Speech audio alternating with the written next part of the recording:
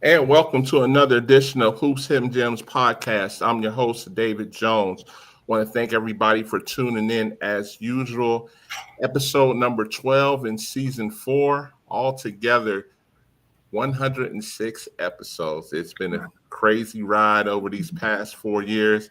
I thank you guys for being dedicated and watching this show.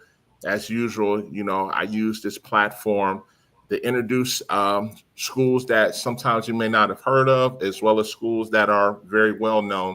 And tonight is no different. I'm a fan of this school as well. To start out with our first guest, ladies and gentlemen, I'm so honored to have the coach and the head coach of UNC Pembroke, Coach Kendra. How you doing today? I'm so, and I shouldn't say coach, I should say doctor. Let Yes, me sir. go ahead and give respect too. Yes, yeah. That was a long 3 years. You got to give me that. how you doing today, Coach? I'm doing well. I'm so grateful to be here with you today and your fans, and I look forward to just talking with you about our program and our school. Listen, and I thought it was great because a lot of people a lot of people outside of North Carolina, when you start Right. talking outside the Southeast region, when Right. you say UNC Pembroke, they understand, some of them may have heard of UNC Charlotte, some Right. of them may have heard of other than UNC Wilmington. When we talk about Pembroke, I thought it was a great opportunity because you guys are a very well respected D2. And, Mhm. I wanted this platform to be used to introduce people that aren't familiar with UNC Pembroke. So Yes, sir. tell us about UNC Pembroke a little bit. Well, you gotta say Pembroke, the broke we call it. Pembroke. Yes, yes, the people. But Pembroke is basically, a school in Pembroke, North Carolina. A lot of people don't understand that this school was founded for, American Indian teachers to learn. And so it was founded back in 1887. And then so we ended up, moving through the ranks, and we finally became a part of the UNC system probably around 1996. I want to say that's when it became UNCP. And so it's just a great campus to be around, a lot of diversity, a lot of tradition, a lot of this like family atmosphere. And I just love being back. Coach, when you talk about UNC Pembroke, as, Yes. as you like to say,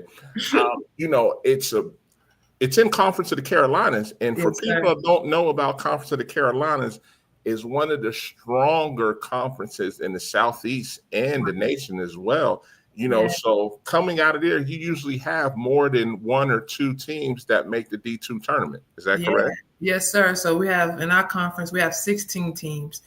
So it's a battle each and every night. And this past year it was 3 teams that made it from our conference to the NCAA tournament. So that just tells you, our conference is reckoned is a great conference, and we and we're trying to show not only North Carolina, South Carolina schools that we can compete, but everybody in the world that our conference is one of the best.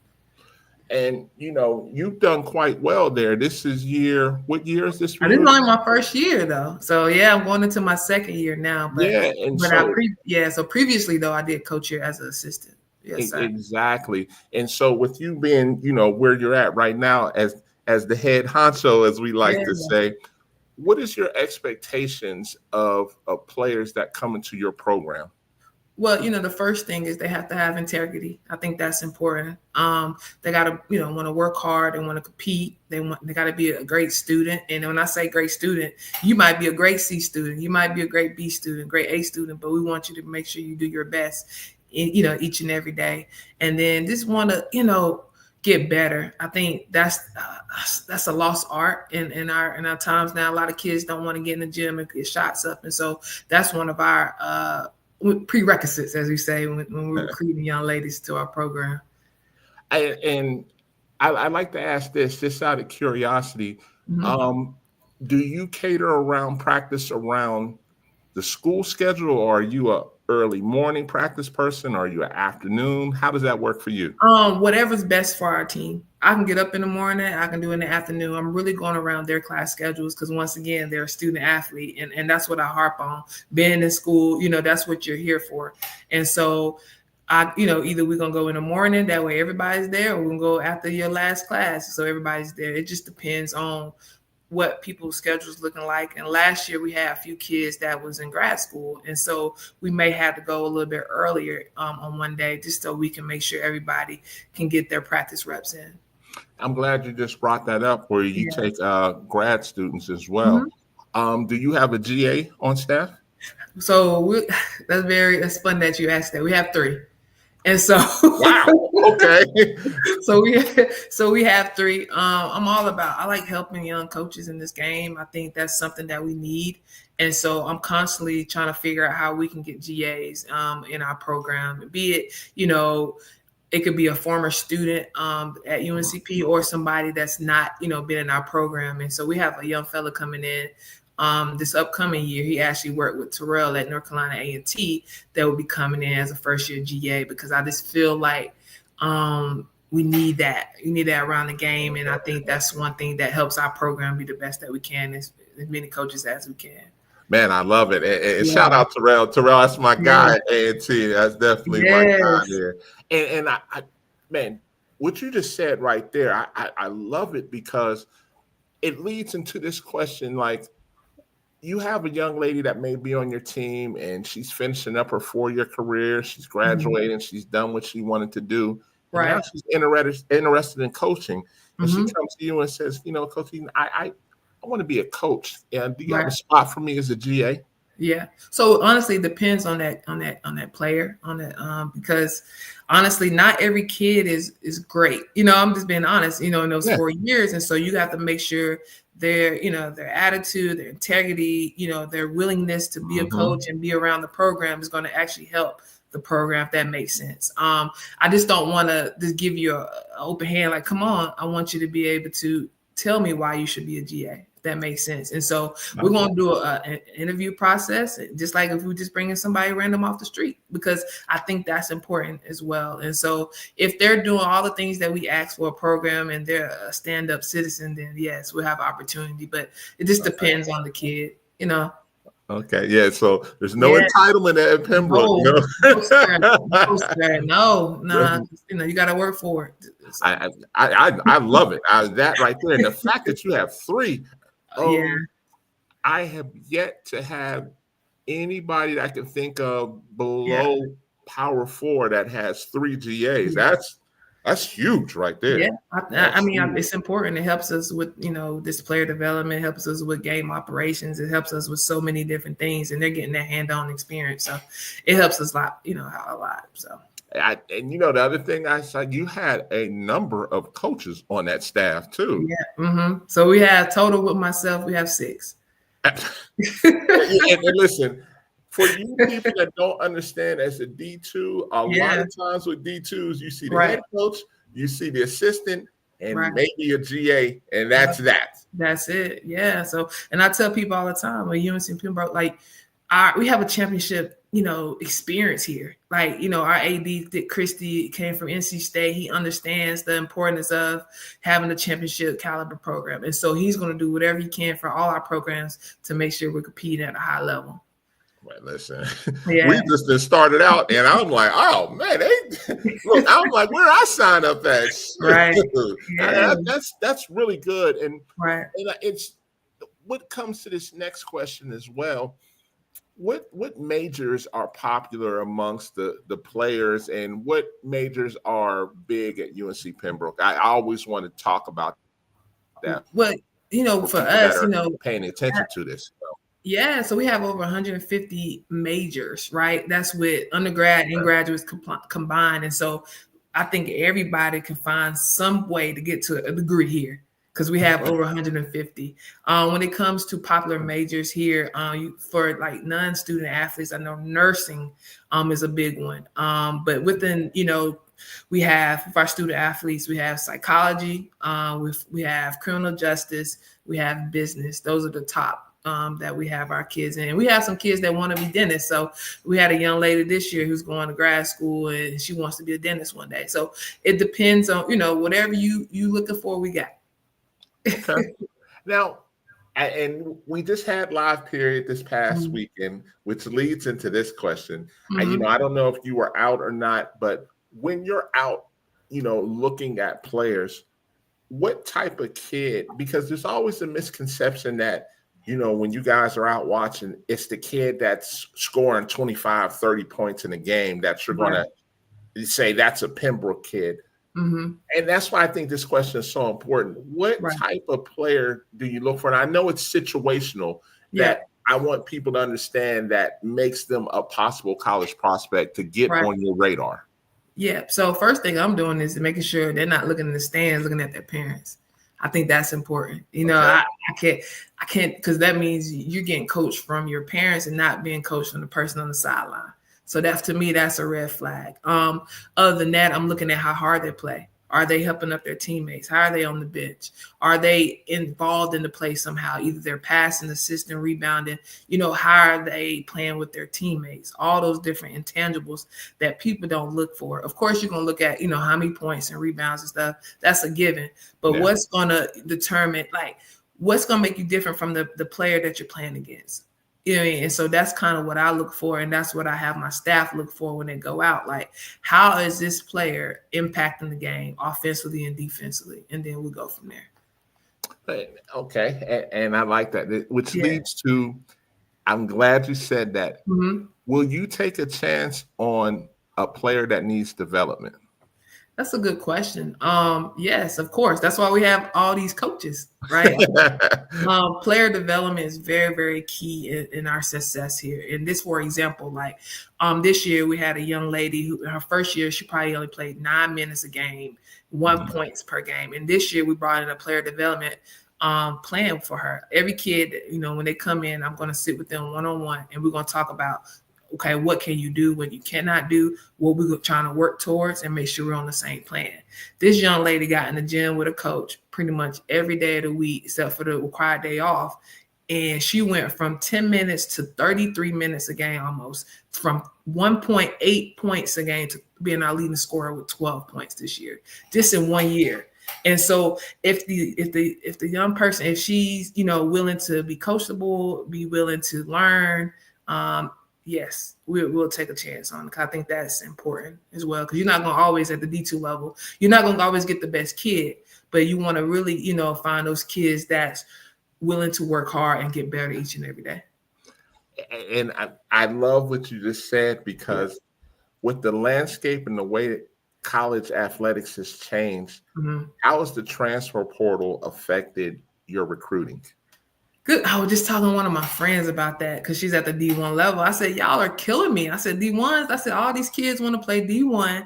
And so they're waiting for them to call them. And then when they finally, say, they're not recruiting them, that's when they trickle down to us. And so with the transfer portal, I have a love-hate relationship with it, right? It's just so many kids in there. And I hate it because not all of them are going to get picked up. And so that's the part that I hate. But as a coach, I think it's cool, because those kids that you recruited a while ago, you still have those relationships with. You can possibly bring them back to your program because you've already had that relationship with them. And so it's a catch-22. So I think, you just got to be with the times, either get with it or get lost. And so I'm trying to get with it, if that makes sense. I know. And I like that. But let's flip it. And because of the Conference of Carolina as being a premier conference in D2, it's safe to say anybody that's all conference in Conference of Carolina is going to have a number of D1s trying to poach them. Oh, yes.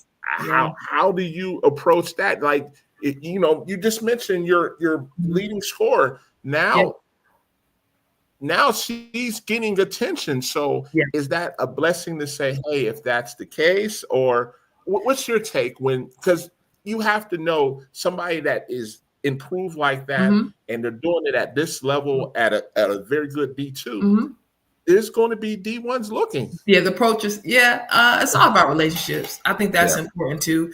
I meet with our young people at least, once a month, or probably more than that, depending on who the kid is. I think having that relationship piece and just understanding it, having an understanding between you and that player helps you with that poaching from other schools. Now, who's to say they might come in and give her the bad? I'm like, I can't fight that. But at the end of the day, I know if she stays here, she's going to have a great quality education. She's going to have a balance where she'll be able to play basketball, but actually, have a life outside of basketball, and as well as compete for a championship. And so with that, I try to just remind them of that every day, and then, just continue to this, hopefully that they don't come snatch. And I definitely understand that.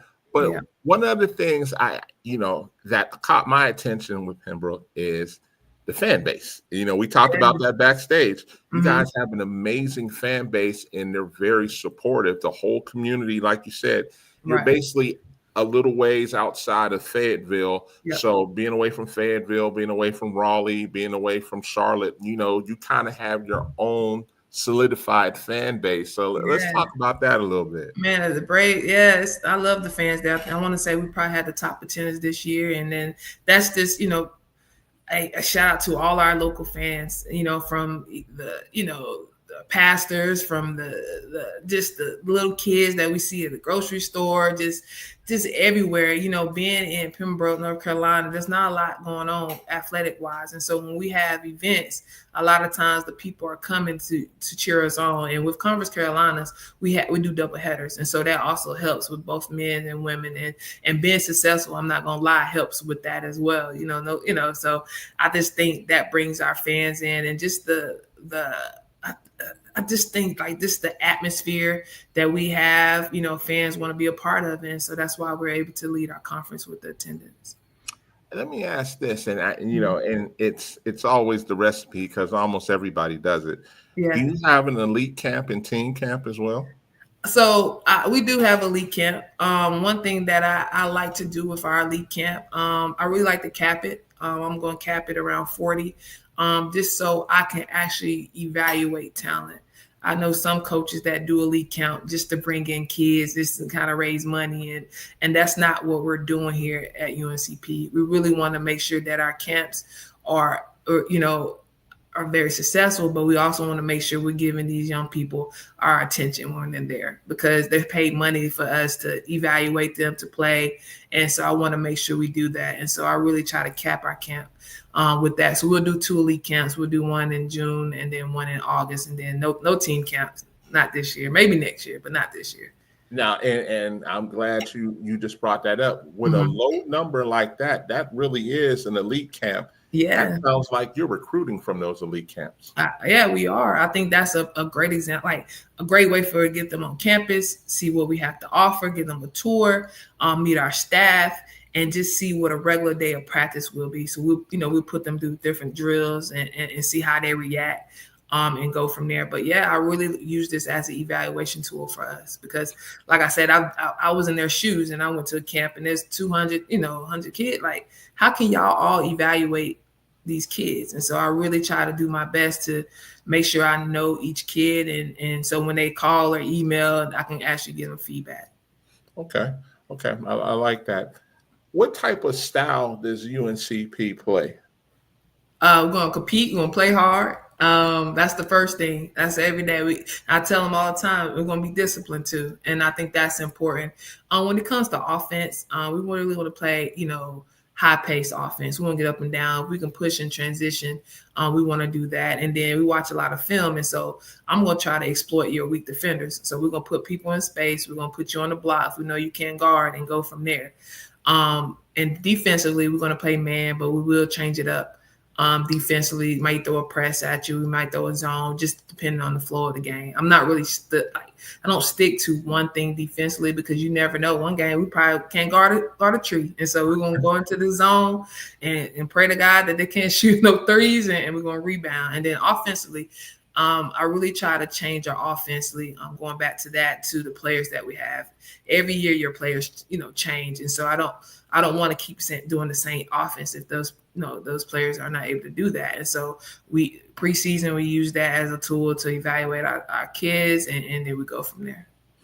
Now, and I want to ask that just based off of what you said. Mm-hmm. So your offense would require some high IQ kids, because it's kind of going to be read and react off of certain variations. If they do this, if they're giving us this, we're going to do this. If we're giving Right. this, so it's option 1, option 2, option 3 type of deal. Yes, sir. And everybody has to be in sync with that, correct? Yeah. And so, yes, sir. So that's why we do a lot. We do film work and preseason with those 8 hours that they give us. We're going to go through some different schemes and offensively, just show them what we're looking for. A lot of times I tell them all the time, I said, practice is our rehearsal. You're free to make mistakes. You're free to ask questions.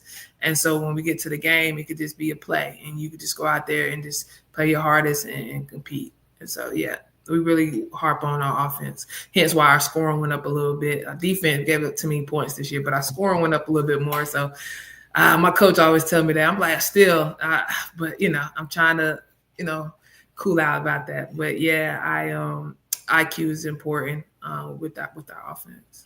And I'm glad you just mentioned that because boy, you just rolled out the red carpet to the next question. Yes, sir. How important is it for your players to know the defensive shell drill coming into UNCP, whether they're a freshman or a transfer or they're junior college? How important is it? Well, before we even get to a shell drill, we want to break down your stance. We want to make sure you're able to keep somebody in front of you. I think that's important. We want to make sure you can defend a three-point shot, a shooter, without fouling, letting them land. We want to make sure you can box out before we get to the shell, because a lot of times when the shell breaks down, guess what? It's one-on-one. You have to figure out how to get a stop. And so with that, we're going to work on those things before we get to the shell drill, because those individual drills helps us build us to that shell drill, because we know AAU, high school, some of them just playing zone. And so you already know as a coach, you're going to have to really dial it down and just do basketball one-on-one and just help them, not touch. They come from high school, they always want to touch. But in college, you get one touch and then that's a foul if you touch again. So just working on keeping them in front and making sure we're not crossing our feet and sprinting. Those are the biggest things before we even get to the shell drill. But yeah, it's important for you to have those intangibles first. Okay. Now, we talked basketball and we talked academics. Just to be able to play at UNCP, is there a required GPA? Well, every school has their requirement. So if you're just like a regular student, right, for UNCP admissions, you have to have like a 2.5 to get in, right? Sure. But and then if you have below a 2.5 or below a 2.8, you got to have your SAT, ACT scores in. But for D1, D2, you have the sliding scale, you have the GPA. And so with us, D2 is a 2.2. I want to say Division I is a 2.3. And so those are the requirements by the NCAA to have you, so you can compete. And so with that, we really try to aim for those high academic kids. But once again, we know people's situation is different. And so if you're able to, depending on the GPA and what type of player you are, we can go from there. So when you say requirement, we'll say at least a 2. For me, I would like for you to have at least a 2.3, 2.4. You know what I mean? Just so we know how serious you are with your academics. Okay. Tell us about the upcoming roster for next year. Good question. So technically, I cannot speak on that because they haven't been signing. They're granting A's, but we will have. We have 4 freshmen already signed coming in. That's going to really help us. And like you said, the portal right now, we could have at least 5 kids coming out of the portal. So 8 new kids can be coming next year. And so with that, it's going to be great because it's going to be an excitement of, our young kids want to get better. And then our returners feel like, last year wasn't our best season. Even though we went postseason, they want to win more and they're hungry. And so with that, with the new kids who's hungry to compete, and then our old kids ready, I think it'll be some great things, learning lessons throughout the whole season. But I think there's some excitement of coming next year, and I can't wait. Now, and I've always been curious about this, especially with the landscape. And like you said, you got a bunch of newcomers, whether they're seasoned or they're freshmen as well. Right. It's pretty much every year you have to be looking at having not a complete roster turnover, but the expectation of having 5 to 6, sometimes 7 or 8 newcomers. Right. How is that going to work for you? What goes through your mind? Because now that's the norm now. Right. So it's so funny. I was talking with our staff yesterday about that because right now with this roster, we we probably won't need anybody in the class of 26 if they stay. But in the landscape, like you talk about, you never know. So we always want to make sure we're recruiting in every position just in case somebody decides not to come. And so we always have that what if. It's just where it is right now. And so you always just got to be prepared so nothing surprises you, if that makes sense. Because that's the landscape, like you said. And so with it or get lost, right? Can't be mad at them. It's part of it. It's part of the culture right now. And so with that, until something else changes, you got to learn how to deal with it. And that's just making sure you not only recruit the kids that you want to bring in, but also recruit the kids that's on your campus, you know. And so I think that's important as well. Man, and it's funny you said that. Like everything we're talking about, like you don't have a choice in this. You're being forced to adapt. And, you know, in a bunch of these situations, whether it's this or, you know, some of the other changes that have come about, it's you have to do what you have to do. In closing this out, and boy, I love this because this is, I like to say, this is your time to shine right here. Why UNC Pembroke over other Conference of Carolina schools, other great D2 options, sometimes some other low D1s or high academics? Why UNC Pembroke? And I ask you, why not? Right? State of North Carolina, close to, you know, Wilmington, Myrtle Beach, not too far from Charlotte, Raleigh. We're in a prime location. Our school, probably one of the top academic schools in North Carolina, Division II wise. When it comes to athletics, one of the best conferences, one of the best schools in our conference, and one of the best schools in D2. Like I said earlier, our AD, Dick Chrissy, does a great job with making sure we have a championship culture program for not only us, but everybody. And then also the family atmosphere here at UNCP. I think that's important. That's what made me come back from being an assistant and leaving and coming back. But one thing people don't understand, either is our school is probably one of the most diverse schools. And U.S. World Report said in the South, we're #1 with diversity. And that's great because that means everybody that comes here is going to have somebody that looks just like them walking by them or in class. And so with that, I think that's what makes us a great gym. I love it. I love it. And the one last thing, and because it always stood out to me, with you having that type of fan base, it's with understanding when these kids go out to the local grocery store, or they go to church, or they go down the street, they're noticed. They're noticed. Like they're big time in Pembroke. Them and me. I go to the gym, and I'll never forget. Mom came up to me, or a fan, I think, and she was like, "Hey, you're Coach Kim." I'm like, yes. I'm like mid dumbbell press or something. I'm just like, oh wow. I didn't have any. I try not to wear any UNCP when I'm working out because a lot of the locals go there.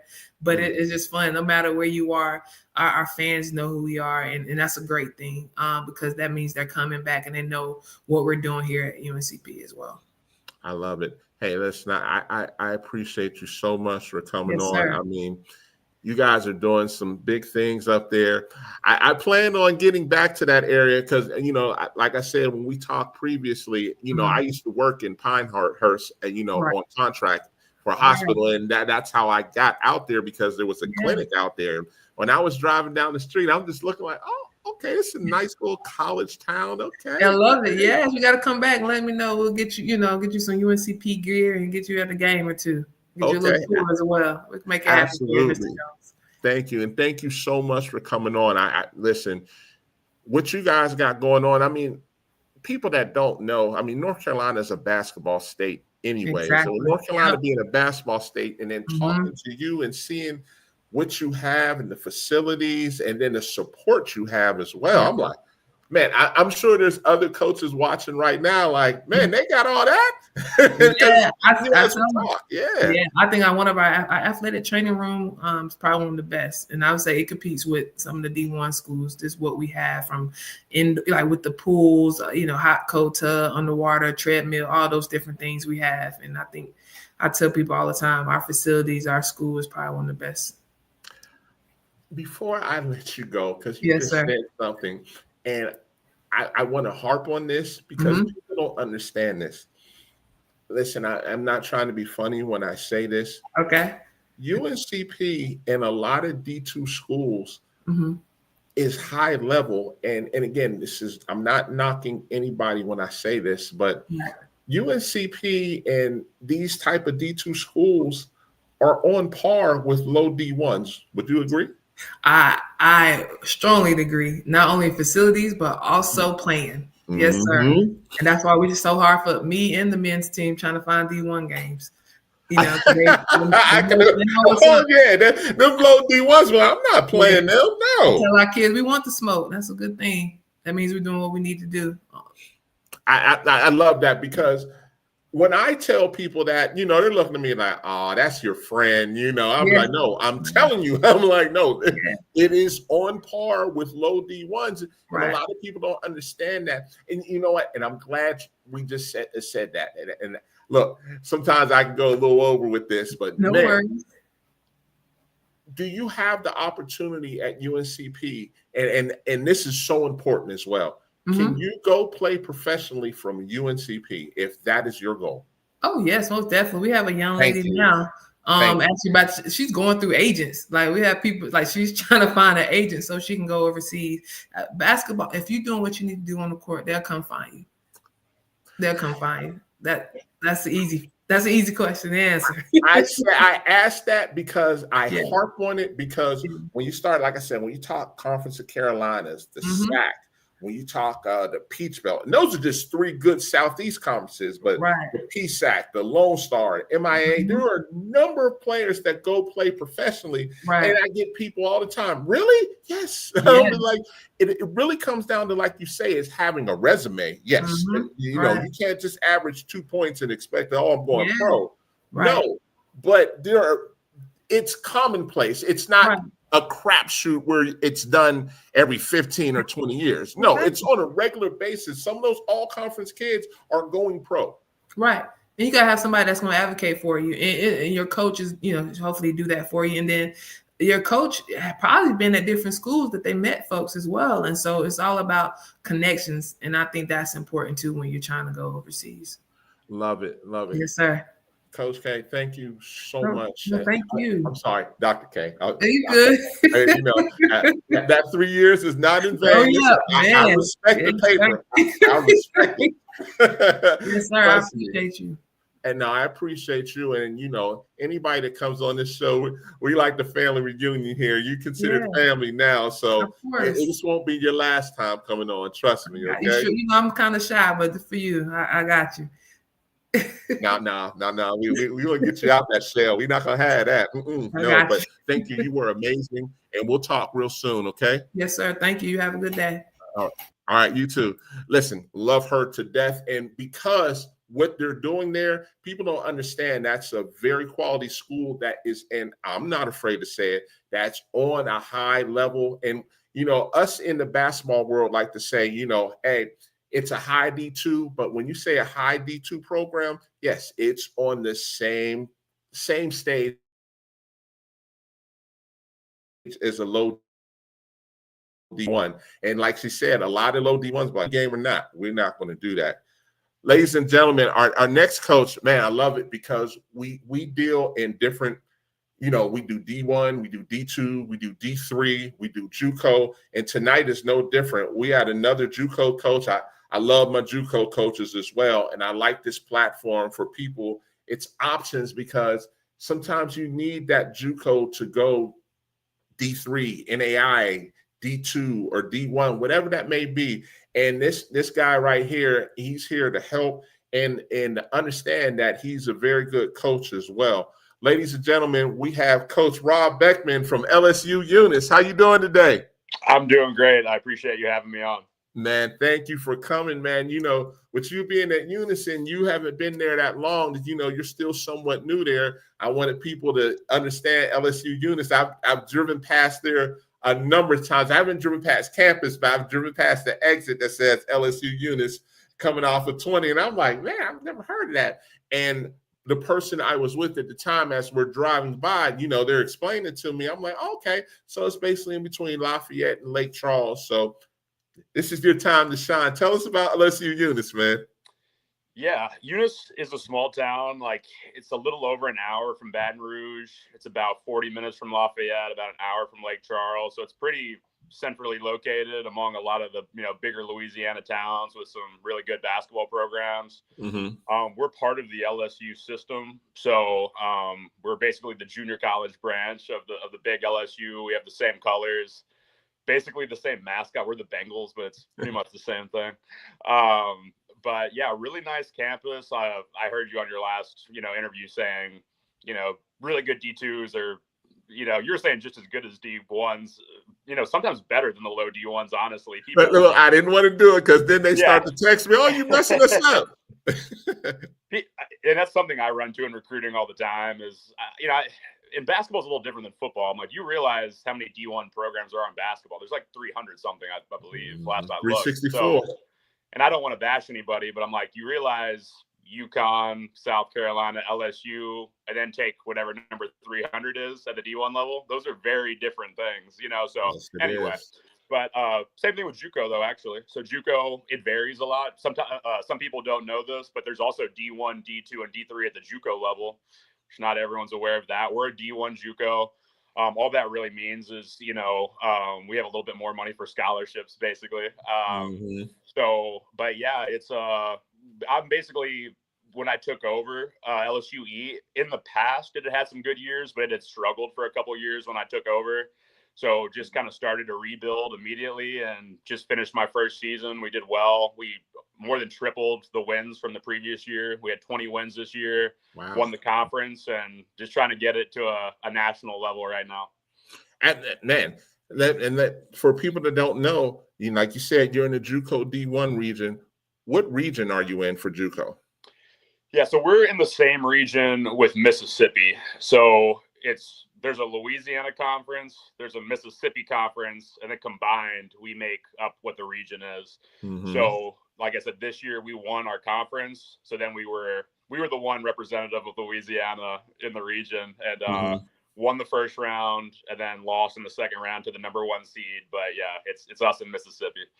And for people to understand, the Mississippi region, combined with the Louisiana region, is one of the top JUCO regions in the country. A lot of people don't understand that, So when you guys play, when it gets down to region play, or even before region play, when you guys start to practice in September, there are a number of coaches that come through that region. Yeah, no doubt. This last year we played at a preseason jamboree at Southwest Mississippi. So we played Mississippi schools in preseason games, some non-conference regular season games, and then again in the playoffs. So yeah, I mean, some people may be familiar with Mississippi from like the original Last Chance U was at East Mississippi. Yes. Honestly, I was coaching high school back at that time. That was one of my first tastes of what JUCO was, and I still think there's some people out there still learning, but I mean, that was kind of eye-opening to me at the time. Like, wow, like really high-level players come out of JUCO and go D1 and high D2 and to really high levels all the time. So, but yeah, Mississippi, they're tough in all sports. So. Oh yeah, and see, in Louisiana, what people don't understand, I knew it, but there's some really good athletes, and Louisiana is big in baseball, it's big in football, and a lot of times people don't really understand that there's really good basketball there as well. Like, going back for years and years, there's some really good players. But for women's basketball, there's some really good talent in Louisiana. And as I like to say, there's a lot of hidden gems that a lot of people don't know about. And sometimes you get to grab them, and bring them to LSUE before they go on to D2s and D1s, because the downside of Louisiana it's a gift and a curse. There's no D2s in Louisiana.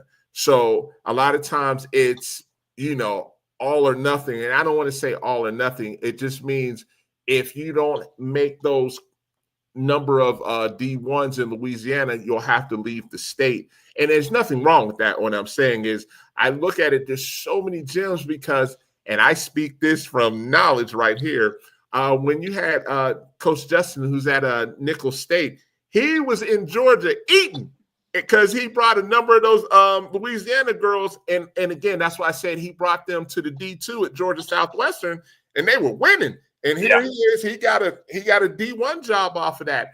And so now people start to ask me, hey, man, what's going on in Louisiana? I'll be like, man, you might want to take a trip. It's not just New Orleans, like you said, it's Baton Rouge, it's Lafayette, it's Lake Charles, it's Shreveport. And then those are the major cities, but it's even those smaller cities that are really big gyms as well. Yeah, no, there's no doubt. I mean, yeah, if anything, because there's been so much success in football and baseball, that's maybe just overshadowed the basketball just a little bit. But there's no doubt it's just a very talent-rich state across the board. So I'm not from Louisiana, but I have family who are, so they were super excited when I got this job. And one of the things they said is like, you're just going to love how much people just live and die sports in Louisiana. And I noticed that. I mean, I moved here in the fall when I took this job, and just like you go to Walmart, people wearing purple and gold just everywhere. Doesn't matter what day it is, and they're supporting their teams. And yeah, I don't know. I just think, Louisiana basketball is definitely undervalued, but a lot of great players come from here. I mean, so I don't know. You start to forget when you start going back at some people's bios. You're like, oh, that person's from Louisiana. They're from Louisiana. Yeah. And I'm a history nerd. I mean, basketball history, that is. Kim Mulkey, she's lighting things up right now as a coach, but people forget she played at Louisiana Tech. Yes, back indeed. when they had a dynasty. They were one of the original women's basketball dynasties. Yes, they were. So no doubt that, Louisiana, there's a lot of talent here. And what I want to get into now, a lot of people don't understand with LSU, especially being a JUCO D1. I always say there's roundabout ways to get to your end goal. And with that being said, sometimes it does require JUCO, and it's not. People have a stench with JUCO, and I want to dispel that rumor. It's, you're not strong in the classroom. That's not always the case.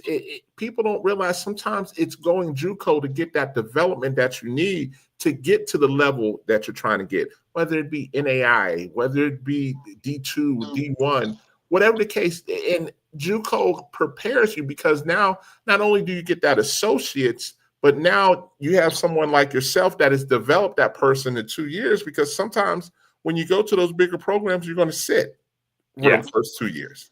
And people don't understand it's beneficial to sometimes go JUCO and get that. And then sometimes when you go JUCO, you may not have had anything, but after that, them 2 years, now you're a hot commodity now.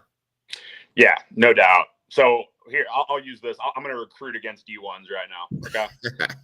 So let's say you're a high school player right now who's really good, but you've held out. You've had different people interested in you, but maybe nothing you jumped on to accept as an offer. So right now, what is it, May? Right now, you get an offer from a D1 right now, and you're like, I made it. Do you think you were the first person they offered for that spot on the team? No. Okay. And how many people did they miss out on already? So, I mean, are you even the second? Are you the third or the fourth or the fifth? How many people have they missed? So, again, I don't know what choice, not the first. This is what I say sometimes to my players. You think you may get married someday? Maybe. You want to be that person's fifth choice? They missed out on these other four people they want to marry. They'll settle on you, though. Is that who you want to be? Versus with me, again, we're JUCO, so it's just only freshmen and sophomores. We run through players. We develop you, kind of like you said. We develop you. You actually get to play. You're not fighting seniors and juniors. So there's a lot of, opportunity for you to come in, have a leadership role, playing like a big playing role immediately. Now you get college film against other high level players. A lot of them are going to go on to D1s, D2s, NAIAs. And, you have 2 years of really good film at the college level against really good competition. And now you can transfer versus you were a D1's fifth choice right now. You go there, barely get on the court. In the era of the transfer portal, they're like, oh, we took you as our fifth choice. You didn't do that good. Maybe they didn't even really give you a chance to do that good. We're just going to kick you into the transfer portal. We don't want you anymore. And now you're trying to transfer to another D1 with no film at the college level. And how many people are in the transfer portal right now? Like 1,000 something? And you have no film? Close to 1,500, on the women's side. Yeah. So, that's one thing I would say about, we all grow, and same thing with me. I don't think too many people grew up with the LSUE poster on their wall. So I know that wasn't probably any of our dream. But then when you start to think about, well, why do I play basketball? To actually play basketball, to actually be on the court, get reps, have a role in the team, all that. I think that's a lot more fun than sitting on the bench as someone's fifth choice. So that's my recruiting pitch against the D1s. and I'm glad you said that, because the JUCO model is different, because a lot of times you're getting kids, not to say that they couldn't, for a number of reasons. Let's put that to the side. But you have to be big on development a lot of times in JUCO. And I want you to talk about that, because JUCO is usually where you get those reps that you just said to be successful by the time you're going off into your junior year, or in some cases, they may be there only 1 year. Yeah, no doubt. I mean, going along with, like you said, getting the reps. So, I'm in an interesting spot, because in JUCO, you recruit players, but also you have your players recruited. So you're seeing recruiting from both ends, which is very, very interesting. And different coaches have different philosophies, on their players being recruited. Do they want to direct them a certain way or advise them? Basically, what I always say is to my players, like, I'll help you or not as much as you want. But my one piece of advice is this: I would try to go somewhere who needs you. So doesn't like you or kind of wants you, or you're their second, third, fourth. They need you, because that means you're going to get the reps, because they need you. So they're going to do everything they can, because coaching is hard. You basically keep your job if you win at a decent clip. If they need you to win, they're going to invest the time in you. And, again, at my level, it's like, that's kind of how I recruit. I'm only going to have you for 1 year, maybe 2. We're going to do everything we can in that short period of time to get you the reps. I'm spending money on you, and I'm not a D1 that just has unlimited full scholarships, So it's like, this money I invest, I really, have to make sure we get a return on that. So I'm going to put in the time with you to get it. So, but yeah, I mean, I say that really to anyone at any level, is like, how badly do they need you? Because the more they need you, the more they're going to invest their mental thought that they may. I mean, if it's a good coach, they'll even shape some of the things they do schematically around you if they actually need you, versus we have 15 people, they're all kind of the same, and we don't really need you. We can put you on the bench and it'll be fine. So you got to get a feel for that. Let me ask this. So, and again, this all leads to, like I said, well, first off, before I ask this, you guys have dorms in your housing situation. So that's what a lot of D1s and a lot of people understand. Like, you have living arrangements set up on campus usually. Is that correct? Yeah, we do. Honestly, for JUCO, we have that's one of the reasons I came here. It's like one of the nicest setups for a JUCO that I've seen. Our housing is basically just like an apartment complex. It looks no different than any apartment complex you would see anywhere. So very nice. Each player has their own room. They're in like a suite with 3 other players each person has their own room. You share a bathroom with just your person right next to you. So it's just 2 girls to a bathroom. Versus, there's some college setups where it's like you share a bathroom like the whole hallway, or maybe you're living in a room with 2 or 3 people or whatever it may be. So and the apartment complex is right there on campus. So again, you wake up, you walk over to the cafeteria. We actually have a really nice cafeteria too, with multiple food options for every meal. And then the classes are right there too. So it's about like a 1 to 2 minute walk from thing to thing. Basketball gym right there too. So it's a pretty nice lifestyle, honestly. Man, and especially, we know there's some JUCOs that it's not that. It is not that at all. But man, that sounds like a 4-year setup right there that you have, which is a good thing. And that makes the experience a lot more comfortable for young ladies that want to come there. So yes, you're trying to get your degree, which is, an associate's is important. And I stress that as well, because a lot of people think, oh, I'm just getting an associate's. It's just, a bump to the next step. Yes, you do want to get your 4-year in due time, but a lot of times people don't understand the value of a 2-year associate degree. Would you agree?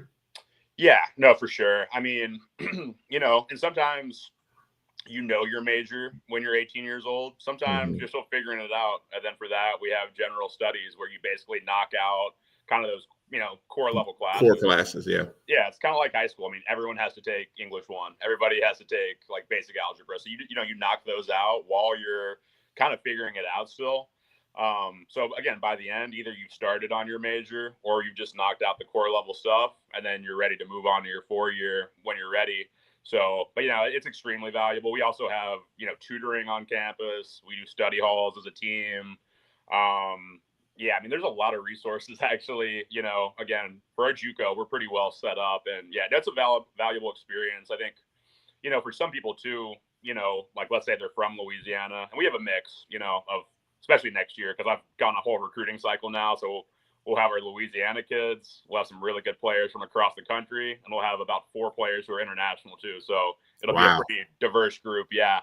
But, let's say you are from Louisiana, maybe you're moving an hour or 2 away from home. So you're going to be independent, but still the family is not too far if you need them before maybe you make that leap to being, 5 or 10 or 15 hours away.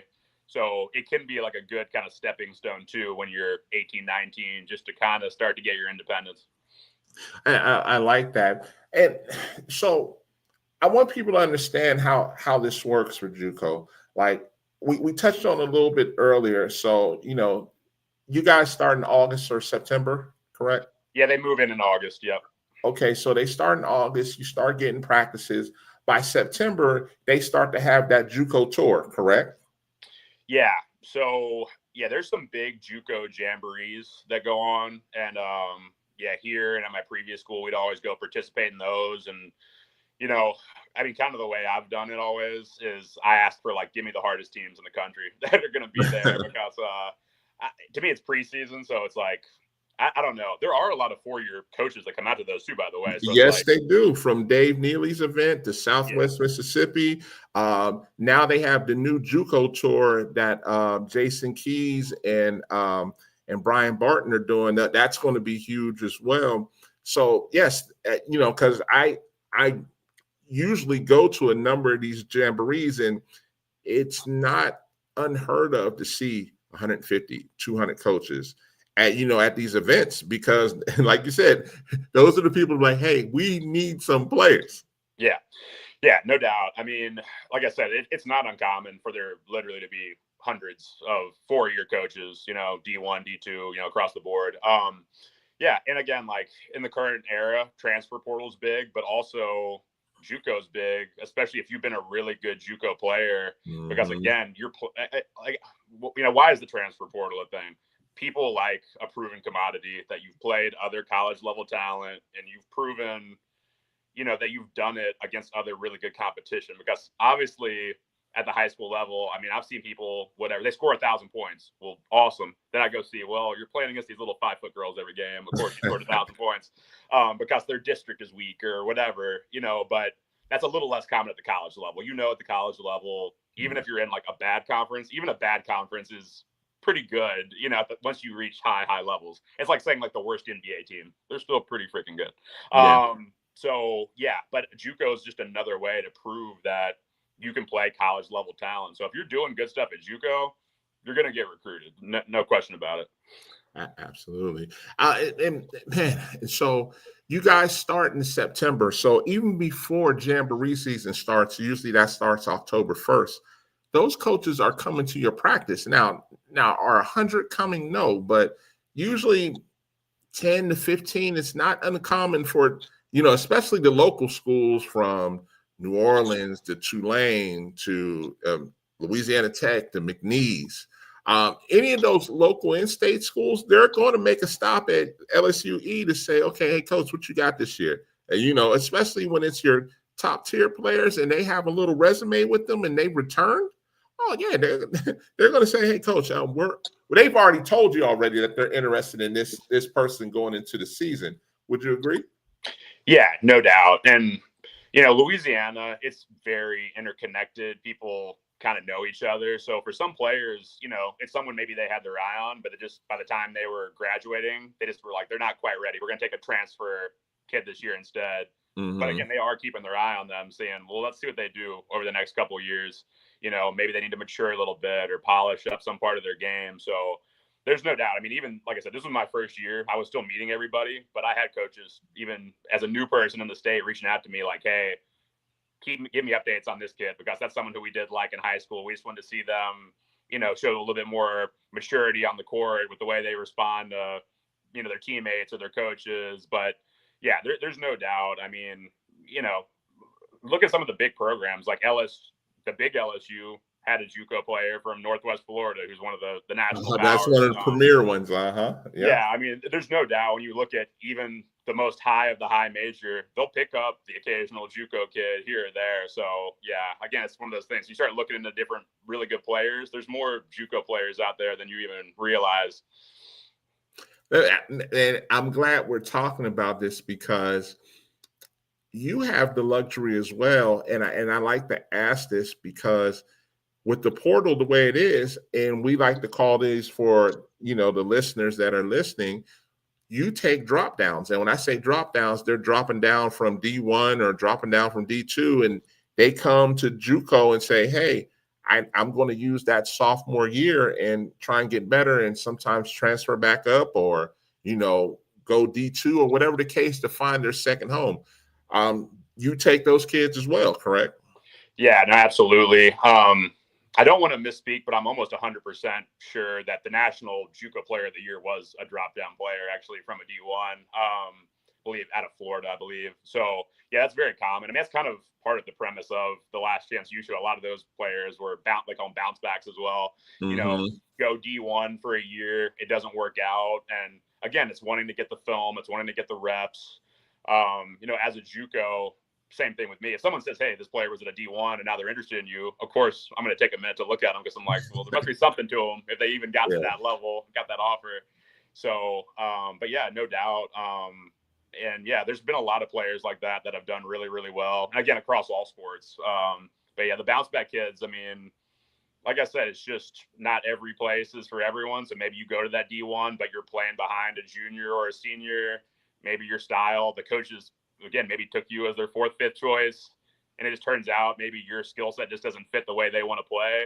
So you just want to get that year to get your confidence back up in your film. And then, yeah, you'll be headed back to a D1 or maybe a really good, we're talking about the D2s again. Don't sleep on the really high level D2s. That might be where you go next, but somewhere good though. And let me ask, we haven't touched on this, but I do want to touch on this some. What type of associate degrees does LSUE offer? Yeah, I know we have business, there's nursing, health sciences. There's I think there's about 20 of them. I'm just going off the top of my head, but basically just all this, the basic stuff you can imagine. And then usually the way just most JUCOs work, there's also some specialty things. So nursing is a big specialty. People from all over come to LSUE's nursing program because they're really known for that. Like I said, there's always the general studies, which is the basic one. So yeah, there's about 20 of them. And like I said, if we have your major, you can get started in it. And if we don't, we knock out that core level stuff. But yeah, that's kind of how it is. Like I said, at most JUCOs, is they have their kind of select specialties, some of the basic things. And then, like I said, if we don't have yours, we're getting you ready to move on to your 4-year that does. Now, LSUE, of course, it's a sister school for, LSU in Baton Rouge. So do you have some type of partnership, that if you graduate from LSUE, you automatically are accepted to LSU or Southeast Louisiana or Louisiana State? Is it set up like that in Louisiana? Yeah, we do have a partnership with them. I'm trying to think of there's different kind of pathways that make it a little bit easier to get to the big LSU if you're coming from us. So, but yeah, there's kind of the LSU family. It's, the big LSU that everyone knows. We're the JUCO. There's LSU Shreveport, which is an NAIA, then LSU Alexandria, which is also an NAIA. So they actually play. It was interesting. They play each other in the same conference. But with us being a 2-year, we basically have a setup where you can transition really easily from getting your associates with us. We just had our graduation too, and there was a lot of grads actually that are just, again, I think one of them, I think it was the valedictorian, actually finished up a business associates with us and is transferring over to the business program at the big LSU. So that's another really cool thing because, again, growing up in Louisiana, obviously people love LSU and that's their dream is to eventually get to Baton Rouge. So like I said, it's a good intermediate step to start with us before you get there. And so when we start talking about development, what's your style of development? And I know each kid has different development because for the most part, kids are coming there and it's you've already assessed them in some form, whether they've come to your elite camp or you've seen them out at an event. You have an idea of how you want to develop the kid. What's your style and say, hey, I'm going to bring you on campus. This is my expectation to get you better. How do you operate? Yeah. One of my big things is just I like to compete a lot in practice. You know, it's funny, at the end of every year as a head coach, I've done this where I give like the players like a feedback form of things they like, things they didn't like, suggestions. I'm probably a little bit more open than a lot of coaches, and like actually getting feedback. And I've kind of learned like you can't do everything, and some stuff you're going to be like, what? That makes no sense. Like, I mean, one of our kids was just like, we should just like run more miles, like just go do more. Like at the end of the year, you just want to be running. So again, you can't do it all, and some of them you kind of scratch your head like what? But you do get those little gems of good stuff in there too. But anyway. One thing it's always interesting is some of my players will be like, I think we needed to do more skill work. And I'll be like, what does that mean to you? And I think this is just coming from like kind of what skill work has been, but it's like stand in a line. Okay. Dribble with your right hand. Okay. 3 dribbles. Now left hand, 3 dribbles. Okay. Now behind the back. And it's like a pattern. I'm not a huge fan of that. So I'm like the anti that of like patterned repetitions. This is a dribbling drill we do. You start with the ball on the baseline, and it's just you. Okay, you have no teammates. You have the ball on the baseline. You need to get to midcourt. There's 2 defenders. That's the dribbling drill. Figure it out. How are you going to beat 2 people from the baseline to the midcourt line? You can do it. You can cross over behind the back. Whatever you want to do. I'm not telling you how to do it. You just got to get from point A to point B, but there's 2 people trying to stop you. I think some people are like, they don't realize that's a development drill because they're like, that's just like a game. No, I think that's more valuable than right dribble, cross, left dribble behind the back. Like a real game is not a pattern. It's you reading and making quick decisions. Read and react. Yes. Exactly. Yeah. So anyway, that's an example I would use is that's kind of, and we do, you know, disadvantage stuff all the way from 3-on-3, 5-on-5. I mean, just every variation of competition you could think of. But to me, that's real development is, again, reading and reacting I think it's college, so it's more physical than high school. It's faster than high school, kind of getting them up to that because, again, we can do these really pretty layup lines and stuff all day, but then you're going to go play a really, really good team. And, you know, that really pretty drill doesn't really matter anymore. So. And in closing, you know, I love to ask this question because, you know, outside of Louisiana and Mississippi and maybe a little bit of Texas or Arkansas, you know, people may not know much about LSUE unless you get the Hutch. You know, when you get the Hutch, you know, that's what people are, and not Hutch, that's on the men's side. But when you get to, you know, the JUCO tournament per se, that's when people are like, oh, whose team is that? LSU Eunice. I've never heard of them. Why LSU Eunice versus Mississippi JUCOs, Arkansas JUCOs, or right to your left, some of those really good Texas JUCOs? Why? Yeah. Why LSUE over all of those options? No doubt. And let me throw this in real quick. Do you know where the national tournament is next year? It's getting moved. I don't. Starting next year, it's at McNeese State, so it's about an hour from our campus. It's in Louisiana. Wait, what? In Lake Charles? At Lake Charles. That's where it's going to be starting next year. Yeah, okay. Yeah. I will be there if that's the case. Yeah. I will definitely be there.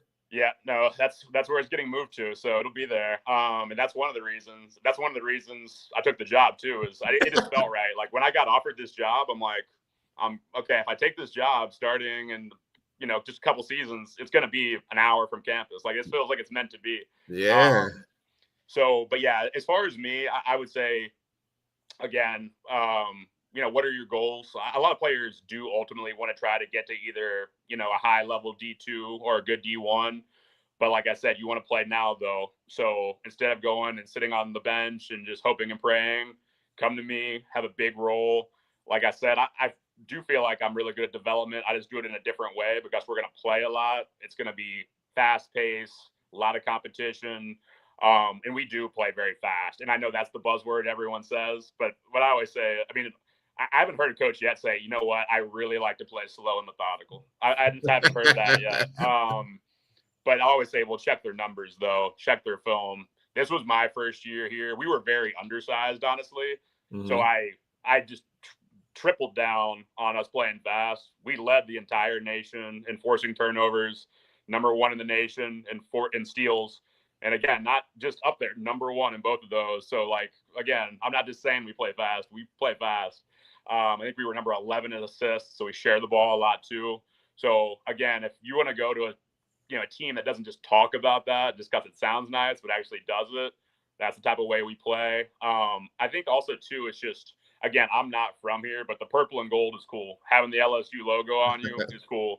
And obviously the big LSU in Baton Rouge, they're one of the premier programs, in the world, really. Mm-hmm.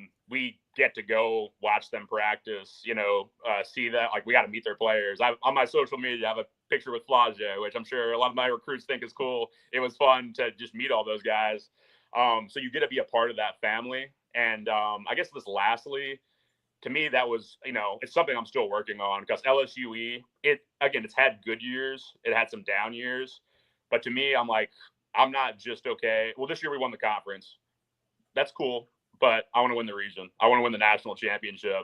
I can tell that was kind of different to the state of Louisiana because, like you said, Texas is known as winning national championships. Kansas, Florida, those are where usually the national champions come from.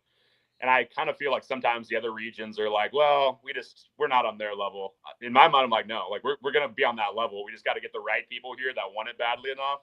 Yeah. And again, there's just something too. That national championship's an hour down the road. It's right here. So that's what you want, is to ultimately just individually get to a really high level, but also as a team try to win a national championship. That's why you should come play for me. I have one last question before I let you go. And as you were talking, it just hit me out of nowhere. You have the option to redshirt a player, correct? Yes. And so a lot of times, you may have somebody that's interested in walking on. And, as we said earlier, those are kids that need development. Are you interested in those type of kids? Yeah, absolutely. Every year, it just depends if players want to walk on. But I'm open to taking probably 2 to 3 every year. And again, it's one of those situations where they're realistic about what you would want from a walk-on is somebody who's like very passionate about basketball, really wants to work on their game. One thing, and this wasn't my quote, but they're like, if you're a walk-on, you should be winning every sprint. You should be doing everything extra you can do to kind of prove yourself. If you come in with that kind of like grind mentality, basically, then you have the right mindset and you understand. I mean, there's a reason I'm a walk-on, but I'm hungry and I want to get better. So yeah, I mean, again, I come from a very, I guess, pure place of I just loved basketball growing up. That's why I became a coach. Then I realized it wasn't really so much about the basketball, it's about the people. But, those people, though, that are like that, who kind of just have their heart in the game for whatever reason, their dad or mom got them into it, or they grew up watching it with their friends or whatnot. People that just have a lot of heart for it, my heart goes out to them. And I'm like, come be part of this. Like, I'll work with you. I'll help you develop. And if you can just understand your role and you want to contribute, and then from there, we can see what happens. I mean, that's, I guess, the last piece of what I would say is sometimes the walk-ons are like, well, because I'm a walk-on, does that mean I'll probably never play? I'm like, no. My allegiance is to winning above all. So we could have a full scholarship player. If you outplay them, you will play over them. Ultimately, I want to win games. So I'm wide open, too, on the playing time. I like it. Hey, Coach Beckman, listen, I had the cheat code. I like I said, I've been down 20 past your exit plenty of time. You give me all the reason to stop now. And I'm actually can't wait to see what you guys.